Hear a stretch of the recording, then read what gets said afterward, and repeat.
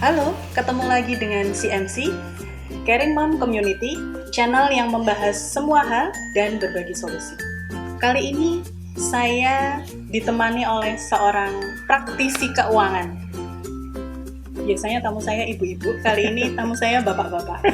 Bapak Agus. Ya. Iya. Agus saja ya. Agus saja. Oke. Oke. Ini saya mau bertanya yang agak sedikit asing di apa ya, untuk ibu-ibu sebenarnya. Mungkin secara prakteknya sudah dikerjakan, tetapi mungkin secara teorinya gitu mungkin nggak kenal gitu ya. Oke. Financial planning. Financial planning. Nah, Ya. sebenarnya financial planning itu apa? Terus sebenarnya yang perlu mengerjakan financial planning itu siapa? Terus kalau di masa pandemi seperti sekarang yang asumsinya kan pendapatan berkurang, artinya kondisi keuangannya mepet, itu apakah masih bisa mengerjakan financial planning? Nah, itu nanti mohon dijelaskan dengan bahasa yang sederhana ya. Bahasa yang nanti ibu sahabat CMC di rumah, oh berarti sebenarnya selama ini aku sudah mengerjakan financial planning. Nah, gitu ya. Nanti setelah itu kita tambahkan dengan pertanyaan sahabat CMC yang sudah masuk ke CMC. Oke, monggo. Oke. Pak Agus. Terima kasih Bu Afi. Iya. Ya, ini panggilannya sahabat CMC berarti ya? Iya, betul. Oke, salam kenal semuanya sahabat CMC. Saya Agus ya. Ini bukan ngajarin ya, mungkin sesi kali ini bukan mau menggurui tapi mau sharing aja. Oke. Ya, mau berbagi informasi aja.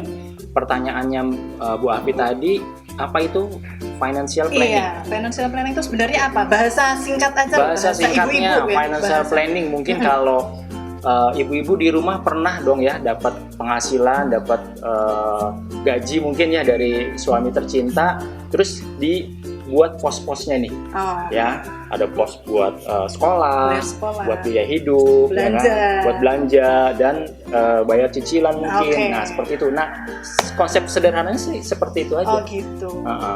Jadi gimana caranya kita mengatur uang yang masuk ya dengan pengeluaran yang sudah kita ada, butuhkan. ya? Yang ada kayak gitu. Oh, gitu. Jadi sebenarnya kita bagi-bagi untuk biaya hidup sekian, untuk Betul. ini sekian, itu sebenarnya financial planning seperti Iya, itu sudah merencanakan. Jadi jangan sampai ada pepatah nih bilang kalau misalkan besar pasak daripada tiang, ya kan? Gitu. Masuknya 5 juta tapi pengeluarannya 10 juta. Jadi mau financial planning atau merencanakan keuangan yang seperti apapun, kalau yang konsepnya yang kejadiannya seperti itu ya nggak akan bisa. Oke, gitu. Nah, terus berarti kalau saya nanya siapa yang memerlukan, berarti semua rumah tangga membutuhkan. Iya, baik yang masih single pun sebenarnya sudah harus bisa merencanakan keuangan. Dari muda pun kita sudah mulai diajarkan buat perencanaan keuangan yang khususnya nanti ya pada saat masa depan berkeluarga dan seterusnya. Berarti bisa ngajarin anak-anak ya, uang saku bagi-bagi gitu ya, untuk jajan sekian, untuk ditabung sekian, berarti itu termasuk ngajarin anak-anak supaya mereka bisa mengatur keuangan sejak dini. Oh, gitu. Gitu ya, sahabat CMC ya. Ternyata financial planning bisa sudah sering diajarkan ke anak-anak juga, dibiasakan ke anak-anak. Oh, gitu.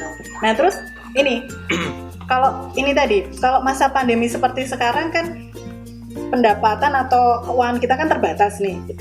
Masih memungkinkan nggak sih untuk melakukan financial planning, atau malah justru perlu sekali atau? Betul. Ya, pandemi ini kan bukan hanya Indonesia atau mungkin kota sekitar kita aja ya kan, tapi ini kan sudah mencakup seluruh dunia yang merasakan.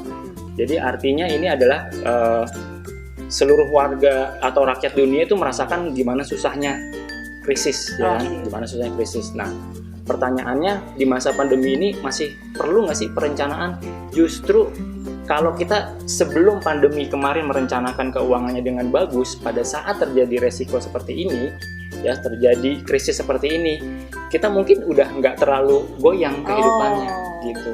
Nah, cuman pertanyaannya kan banyak banget keluarga yang mungkin mereka belum prepare ya, atau belum Iya. kasih persiapan ya kan, pada saat terjadi pandemi, terus income berkurang, goyang semuanya. Nah gitu. Jadi memang ada formula sih sebenarnya yang kita harus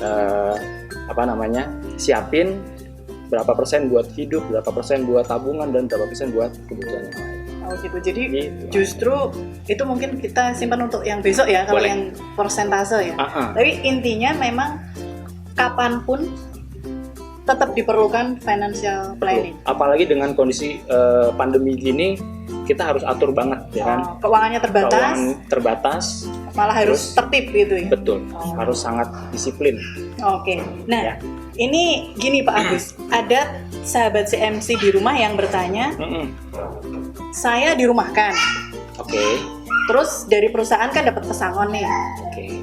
Terus enaknya pesangon ini atau bijaknya pesangon ini untuk saya gunakan untuk apa? Apakah untuk saya masukkan tabungan? Apakah saya pakai untuk modal usaha? Ya. Atau malah saya belikan aset supaya nggak hilang gitu ya? Ya. Oke.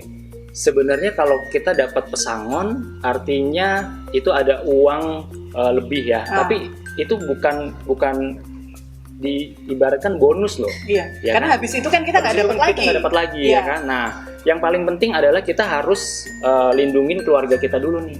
Artinya kebutuhan dasar di keluarga itu harus siap dulu dengan gitu. kondisi tidak ada pekerjaan. Iya, betul. Ya minimal banget 6 bulan. Oke. Jadi kalau misalkan pengeluaran tiap bulan 10 juta contoh ya, berarti kita harus siapin spare untuk kebutuhan di keluarga itu 60 juta.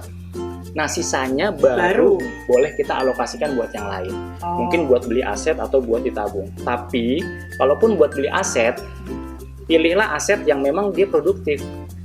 Misalnya? Contoh, misalkan beli rumah dan rumahnya disewakan, atau beli kos-kosan, atau beli sawah ya, gitu. seperti itu. Jadi bisa jadi income. Bisa jadi income tambahan pada saat kita nggak bekerja lagi. Gitu. Oke. Bisa harus keputusannya apa? Memang menyesuaikan ya yang kira-kira memungkinkan apa? Gitu. Iya, betul. Pertanyaan kedua. Di masa pandemi ini pendapatan berkurang, tapi pengeluaran tetap atau malah cenderung naik. Nah, ini naiknya ini enaknya atau seharusnya kita tutup dengan apa?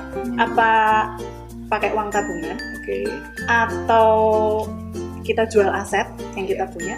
Atau malah ambil kredit di bank?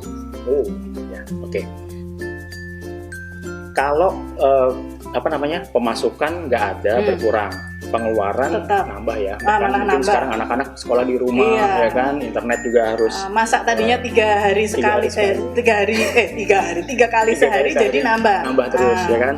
Nah gimana cara nutupinnya?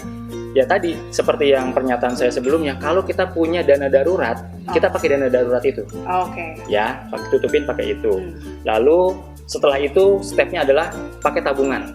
Ya, ini kalau memang sudah sangat terpaksa pakai tabungan. Lalu kalau memang kayaknya nggak cukup, terpaksa banget jual aset.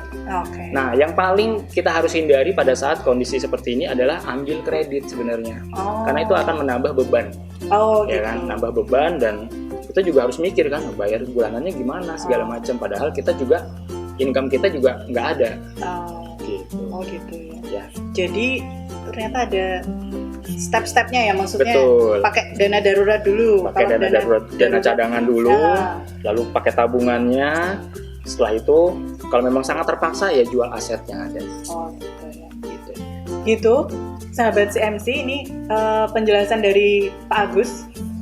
Financial planning itu sebenarnya bisa kita terapkan, bisa kita kerjakan, bahkan bisa kita ajarkan atau kita biasakan sejak anak-anak gitu ya. Betul.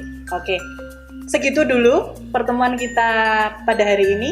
Kita akan ketemu lagi janji tadi persentase financial planning itu sebenarnya gimana gitu ya? Ada formulanya. Oke, formula financial planning. Oke, kita lanjut ke episode berikutnya. Oke, sambil menunggu, kita sudahi dulu ya. Jangan lupa like, subscribe, dan kalau ada pertanyaan bisa ditulis di komen.